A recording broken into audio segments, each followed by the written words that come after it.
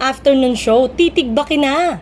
Gaano kaya katotoo ang nasagap nating bali-balita mula sa ilang mga netizen sa social media na may isang afternoon show raw ang titigbakin na raw sa ere? Ayon sa bulong-bulungan, 3 taon sana ang kontrata ng naturang palabas, ngunit dahil raw sa sobrang baba ng TV ratings at advertisement, magiging 6 na buwan na raw ang itatagal noon.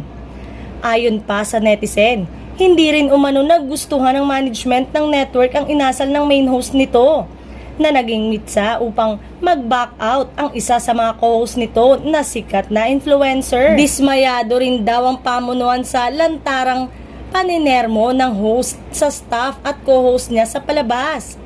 Ayon pa sa mga haka-haka, laking pagsisisi raw ang inabot ng management sa muling pagbibigay ng pagkakataon sa host.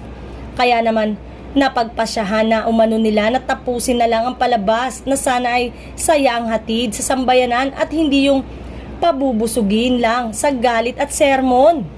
Sayang naman at maganda ang pag-hype sa palabas na ito dahil sa laki ng papremyo at mga naggagandahang co-host. Lalo na yung isa doon na galing sa isang sikat na programa. Kaya naman kung magkakatotoo man ang maugong na chikang ito, aral na lang ito sa main host na huwag na lang dalhin sa ere ang sobrang emosyon na nararamdaman.